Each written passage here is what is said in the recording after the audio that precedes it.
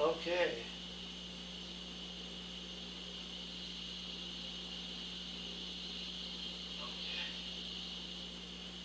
Well, we are going to do the world's famous SmackDown review. So SmackDown opened up with a Ram truck in the parking lot.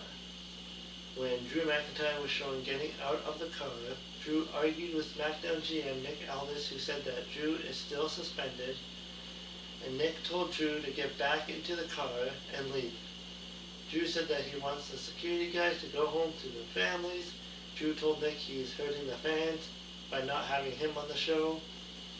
And as Drew McIntyre was about to leave, Cody Rhodes was in the passenger side of the car and he grabbed Drew's face. The security guys pulled Cody off. Drew drove away. Aldis told Cody to calm down, but Cody walked by him and walked towards the arena. And then that's when we heard from Cody Rhodes. He made his entrance into the ring.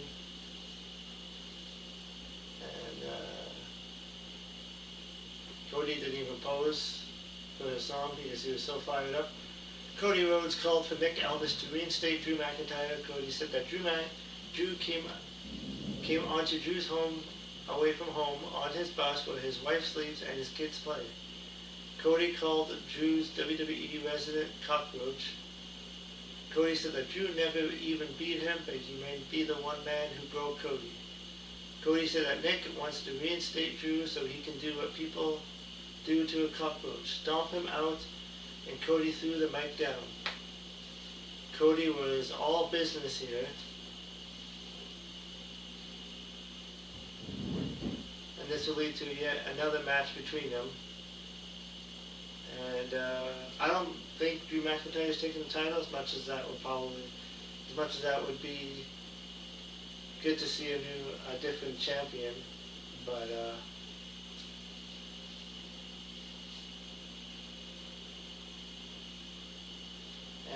yeah, I can give Drew, and then Drew McIntyre has been so hot the last little while that it's just, yeah, like he could get another run as title. And then Tommaso Ciampa was backstage with Johnny Gargano and Candice LeRae. Gargano had Axiom's masks that Ciampa stole. They had Axiom's masks because Ciampa said something about going after the U.S. title, so Carmella Hayes walked by to say he's going for that, and he's got next. So the U.S. champion Ilya Dragunov made his entrance for a title defense up next. And then during commercial, Damian Priest was featured in a video talking about how Aleister Black has delayed the inevitable. Priest said that you brought in your wife, your family, so now Priest gets to bring in his family. Rhea Ripley showed up saying that they have been through hell and back. Ripley said she's willing to be by his side.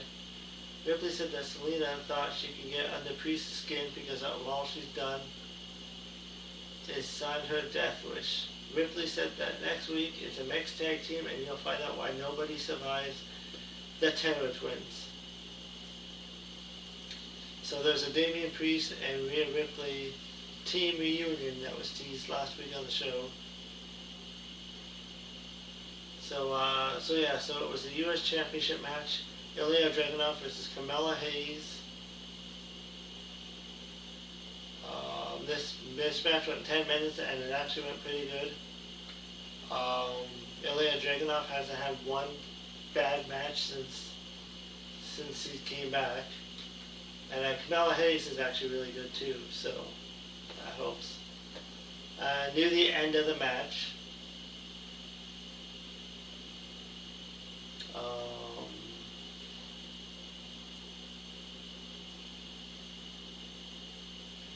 let's see. Ilya slowly went up to the turnbuckle. Mello hit a jumping kick to knock Ilya down. Mello hit a DDT on the apron, and Mello sent Ilya into the barricade. Mello went up too, but Tommaso Ciampa showed up to crutch Mello on the top. The fans booed loudly. The referee was looking at Ilya, so he missed it. Ilya hit the torpedo Moscow and the H-bomb forearm for the pinfall win. Ciampa was shown sitting behind the barricade and laughing. It went about 10 minutes. And then after the match,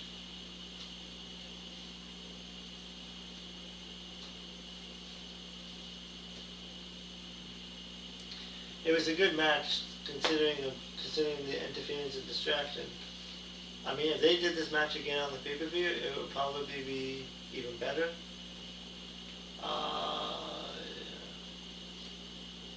And then after the match, Ilya Dragunov saw the replay of Tommaso Ciampa interfering and was yelling about what happened with Ciampa ruining the match.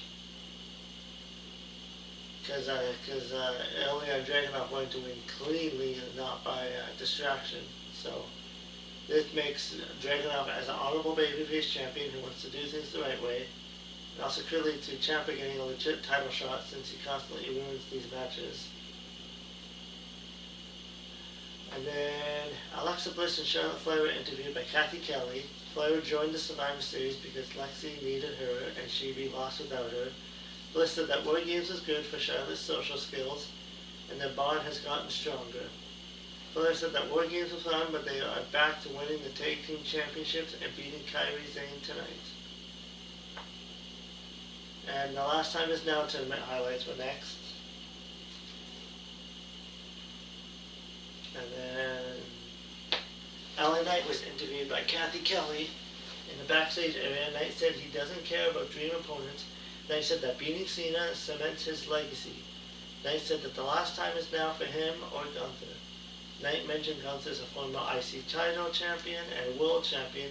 Knight said that tonight's going to be a fight and busted out. Alright, like Matthew McConaughey, he'll drop Gunther on his head.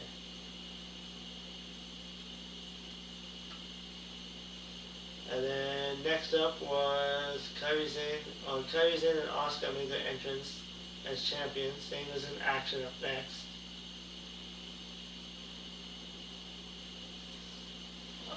So it was Charlotte Flair versus Kairi Sane with Alexa Bliss and Asuka. This match went about 8 minutes, with Alexa Bliss getting the win.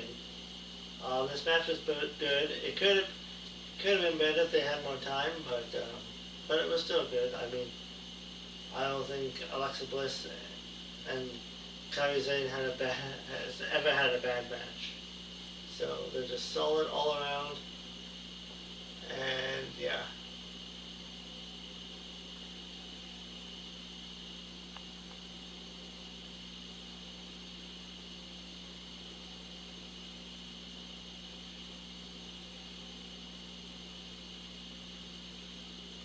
And then it seems like whenever a tag team champion is in a singles match, they lose matches like this to try to build up future challenges. So that's how this was booked. And then after the match, Nia Jax and Lash Legend attacked Flair and Bliss. Lash smashed Bliss with a forearm smash. Jax hit a Samoan drop on Flair. Jax hit a spine buster on Asuka, and Lash hit a boot to Zane's face to knock her down. Asuka saved from an Annihilator splash by Jax. And then Lash and Jax held up the women's tag team titles. So these tag team titles, picture continues to keep adding teams. So who knows if they're going to set up maybe like a ladder match for all the teams, but yeah, we'll see. And the SmackDown GM spoke to Daphne LaShawn, telling her to keep an eye on the parking lot, likely to look out for Drew McIntyre trying to come back. And then I was confused with this. For some reason, the NXT champion Ricky Starks, or Ricky Saints, and Obi Femi were in Nick Aldis's office. Cody Rhodes joined Nick in the office. They asked Aldis what they were doing there. Cody said that whoever wins tomorrow at NXT Deadline for the NXT Championship will be wrestling Cody at Saturday night's main event next Saturday. Cody wished him good luck and Ricky and Obi had a stare down. So I take it it's probably going to be Cody Rhodes versus Ricky Saints. It'll be like an AEW match.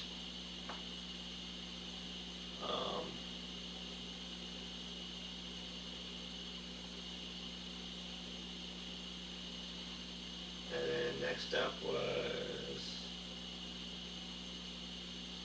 Jade Cargill versus Alba Fire. But before we get there, Nia Jax and Lash Legend were interviewed by Kathy Kelly backstage. Jax said that the Kabuki Warriors, Asuka and Kairi Sane, got what they deserved because Asuka missed Lash in the War Games match. Lash said that it's just a taste of what they are capable of, and Lash said there's nothing the other teams can do about it. So, so this is like a typical Jade Cargill match, it seems. This match went 2 minutes. It definitely seems like she's getting the Goldberg treatment, and like just getting like 2-minute matches, and yeah, this is basically the highlights. Fire hit a dropkick while Jade was looking at Green. Fire hit a Hurricanrana in the turnbuckle. Fire countered a move by Jade and hit a super kick. Green cheap shotted Green with a slap to the face. Kyrie James approached Green, tapped her on the shoulder, and Julia attacked Green with punches. They were fighting up the alley. Fire was distracted. Jade hit a spinebuster, and Jade hit a pump kick, and then Jade hit Jaden on Fire for the pinfall. So, I don't know. Alba Fire was in NXT, and they had a pretty good thing going on, and then she got moved to the main roster, and now she's being treated like some geek who just loses right away.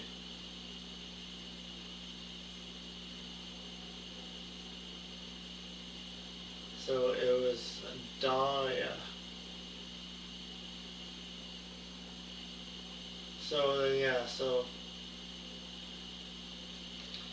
So then after the match, Nathan Frazier and Axiom were backstage talking to GM. All this, they complained about DIY, and Axiom said they had to do something about it. Ilya Dragunov walked in to say Tommaso Ciampa ruined the integrity of the U.S. title open. Ilya said he wants a match, and Elvis booked it. Ilya against Ciampa for next week with the U.S. title on the line. Ilya said he's done with him. And Fraxium said Fraxium can have whatever is left. Tama Tonga was there to stare down at Ilya. Solo and the MFTs were also there, and Solo left with the group for a promo up next. And then just before that promo, Jade Cargill was shown walking backstage with the WWE Women's title, and B-Fab walked by her. Jade said you've seen what she did to Alba, so does it remind her of something? Michin walked up with a kendo stick. They exchanged words with Jade, saying that she'll talk to Nick Ellis so that Michin can step up and get stepped on. And Jade left. And Michin's another one that's just been kind of been like cast to the side, and it's just like another geek. So I'm sure that's going to be another 2-minute win for Jade Cargill. So and then Solo Sikoa did a promo saying that he would handle the Sami Zayn problem, and that's when they did, because they took Sami out. Solo said now they can finally move forward. Solo mentioned the White Six and the Tully. Solo said that Howdy has been watching them, but Solo has been watching them too. Solo said that his name, while adding this to his ring, that his show and this is his family, and Solo claimed that the WWE taking titles belonged to them. Solo issued a warning to the White Six. And Solo said that everything that was his, brought it up referring to Bray Wyatt. that's now yours will become Solo's because he will take everything away from you. And then the lights went out, and the scratchy white 6 logo was on the screen. Uncle Howdy went face to face with Solo. So Solo dared Howdy to attack. The fans chanted, "You effed up" at Solo. The two groups started fighting, and Nikki Cross even jumped on JC's back. Rowan cleared the ring on one side and Tala cleared the ring on the other side.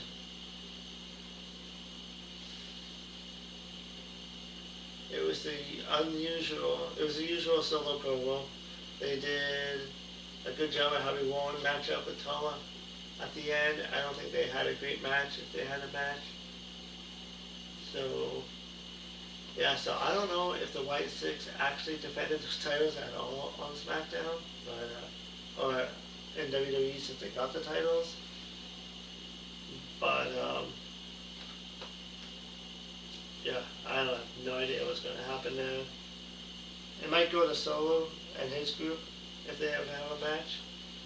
And then after that, The Miz was in SmackDown GM Nick Aldis' office to complain about things. Miz said that he should be on Saturday night's main event, and Nick said he's not on the show.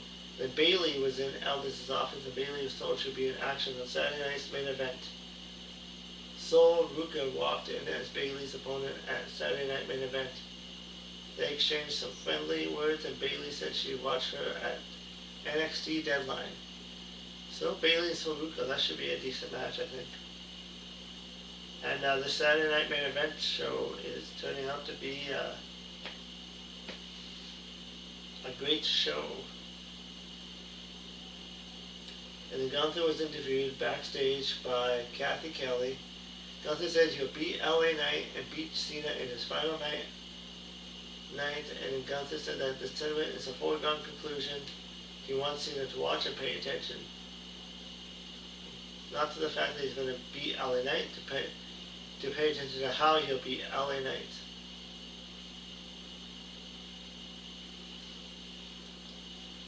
And then tonight is NXT Deadline. So,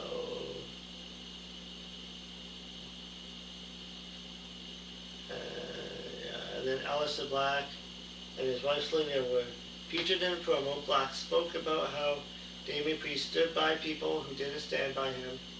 Black said that he might be everyone's enemy, but he's the one person who will give it to you straight. Selena walked in saying she's the succubus that tempts you to remind you of the past. Selena said that Judgment Day that you know is over. Black said that it's the inferno you want, and Black will guide him through it.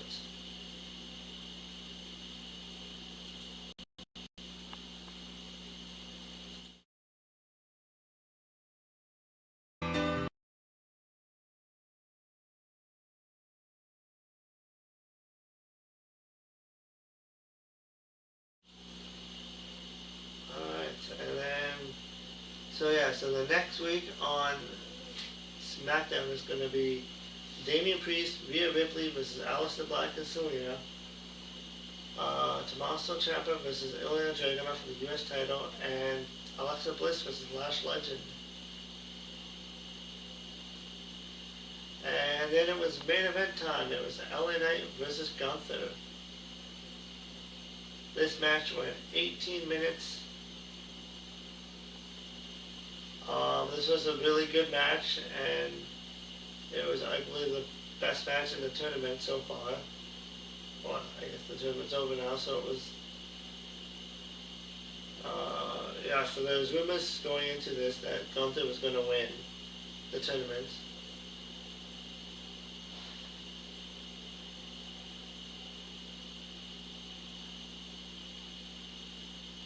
And, yeah, and Gunther did win. He won by submission. There's a bunch of near falls in the match. Like, this match made it... There's a few near falls by... well, it made it seem like LA Knight was actually going to win and beat Gunther.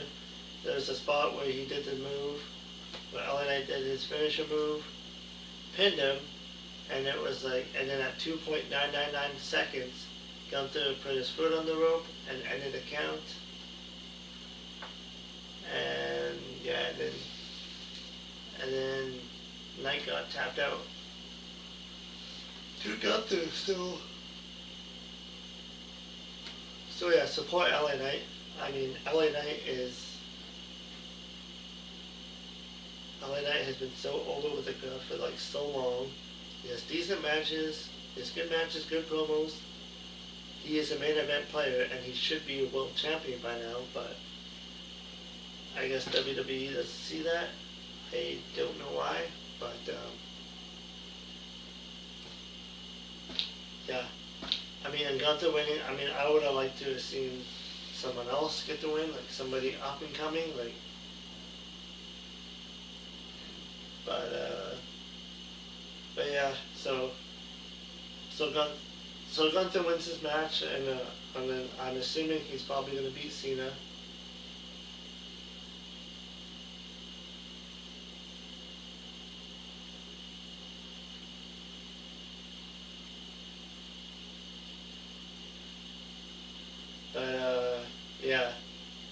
But yeah, they stuck with the plan. I mean, Gunther's already a two-time world champion,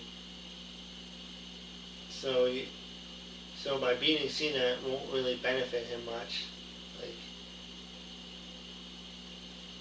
Like it would have benefited him more if Cena lost to like a Carmelo Hayes, a Dominic Mysterio, like somebody up and coming to push the next talent over. But yeah, they went with Gunther. So I mean, I like Gunther anyway. So that was actually probably the match of the night. So, in my opinion, and then Ilya and Carmelo Hayes was another match of the night.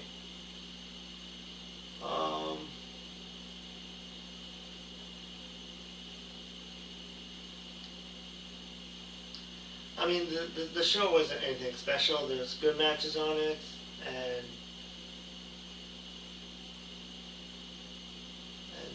yeah. But yeah, nothing too drastic. And that was SmackDown. So,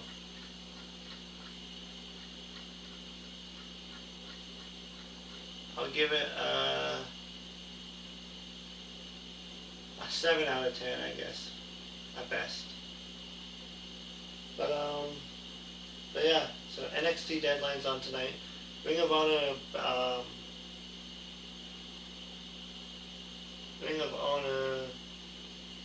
can't think of the show. That was on last night. So, yeah, so there's going to be lots of wrestling to cover. I don't watch NXT or Ring of Honor, but if you want, I can talk about it. But until then, I'll see you in the next video. Bye.